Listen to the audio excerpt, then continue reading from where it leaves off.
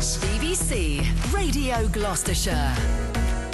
Brexit Party has announced their first parliamentary candidate for Gloucester. Richard Ford, the former UKIP candidate for the city, was announced alongside hundreds of others by the party last night. Leader Nigel Farage says the Brexit Party will fight every seat if a general election was called this autumn.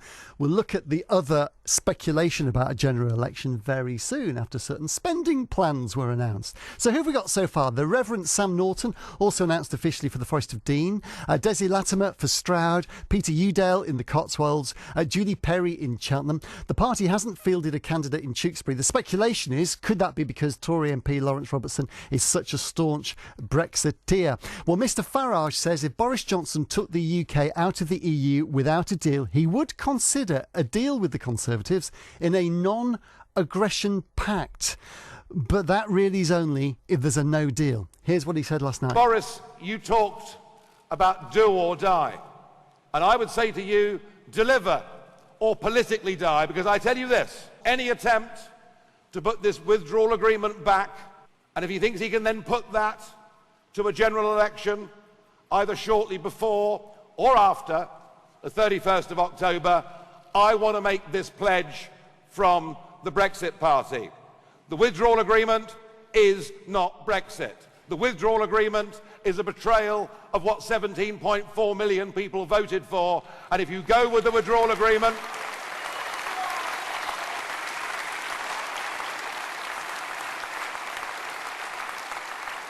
we will fight you in every single seat up and down the length and breadth of the United Kingdom.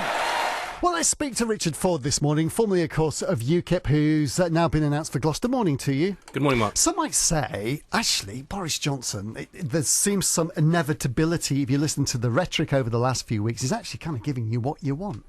Well, like you say, it's rhetoric, isn't it? And I mean, Boris, of course, he famously had two manifestos back in 2016 to decide whether he's going to be leave or remain. He's been very remain in the past, and of course, he's been in his honeymoon period throughout the summer. But of course, actions speak louder than words, and he has to deliver, and he doesn't have a parliamentary majority with which to deliver. So I think everything's very up in the air. We don't know. We don't trust Boris. We don't trust the Tories.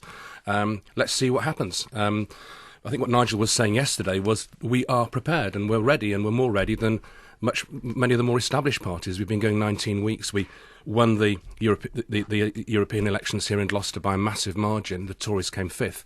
So we're there. We're waiting in the wings. Gloucester's a Leave city. Has a Remain MP with Richard Graham. If Boris Johnson and the Conservatives let the country down, let Gloucester down, we're there.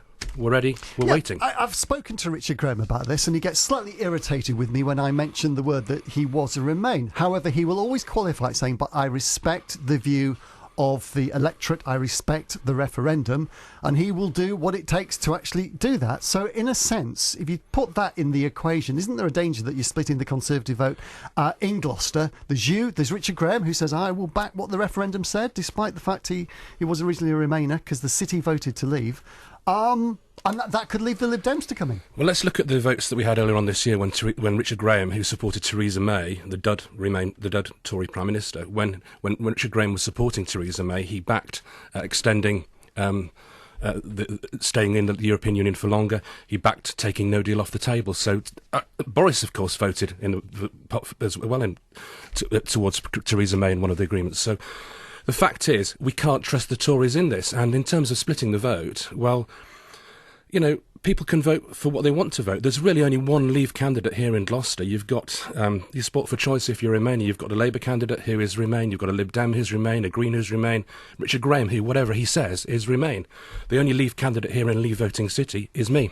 Well, in the recent Gloucester City Council by-election, the Conservatives would have won the seat if the Brexit Party hadn't stood. Well, what right do the Conservative Party have to say that they are the only ones who can stand with a certain manifesto, which they don't actually have anyway? I think you're referring to Podsmead. The fact of the matter is, earlier this year, we stood in Peterborough. The Brexit Party would have won Peterborough, Brexit voting city, parliamentary constituency of Peterborough, had the Conservatives not stood. We can't just give the Conservatives a monopoly on standing with a particular viewpoint. Final, what's your take for not putting anyone up in Tewkesbury? Well, that's not been decided yet. We don't have a candidate yet. Whether we're going to have one or not, I don't know. As you said, it's speculation. We really don't know. But the only I know the guy, Mark Harper in the Forest of Dean, has pretended, like Richard Graham, to move from Remain to Leave. I know the guy in the Cotswolds, Jeffrey... Clifton Brown. That's the or one. Sir Geoffrey, if you want to Sir give Geoffrey. it. I thought it was Dufton, Tufton, Buffton or whatever. But anyway, the guy in the Cotswolds says he's Leave. The guy in the Forest of Dean claims to. Richard Graham claims to. But the fact is, the only Leave voting Conservative within the county is in Tewkesbury. It's Lawrence Robertson, and I don't know what's going to happen there. We'll see what happens. We'll look at the speculation for a general election in a couple of minutes' time. Richard Ford, thank you for joining us on the programme this morning.